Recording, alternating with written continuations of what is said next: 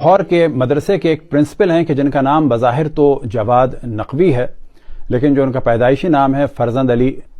اور نظریاتی اعتبار سے بظاہر وہ شیعہ نظر آتے ہیں، لیکن دشمنان اہل بیت علیہم الصلوۃ والسلام کے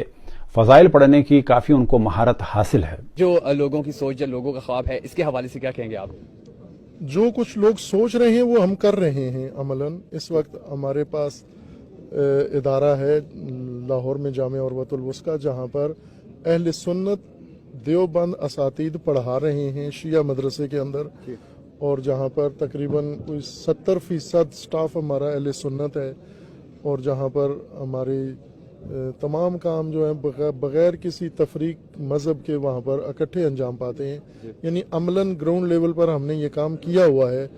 صرف کانفرنسوں میں یا ٹاک شو میں نہیں وحدت کی بات کرتے، بلکہ ہم نے اس کے لیے پہلے عمل کیا ہے، بعد میں لوگوں کو بتایا ہے کہ وحدت ہو سکتی ہے،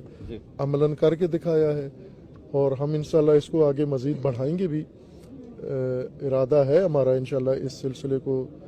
پھیلائیں ہم باقی ملک کے باقی حصوں پر بھی، اور اللہ توفیق دے تو بکھر کے لیے بھی انشاءاللہ۔ اب جو ہم موضوع ڈسکس کرنے والے ہیں وہ لاہور کے ایک مدرسے کے بانی اور منتظم کے حوالے سے ہے، یعنی آغا جواد۔ دعا ہے کہ خداوند تبارک و تعالیٰ انہیں توفیق عطا فرمائے کہ وہ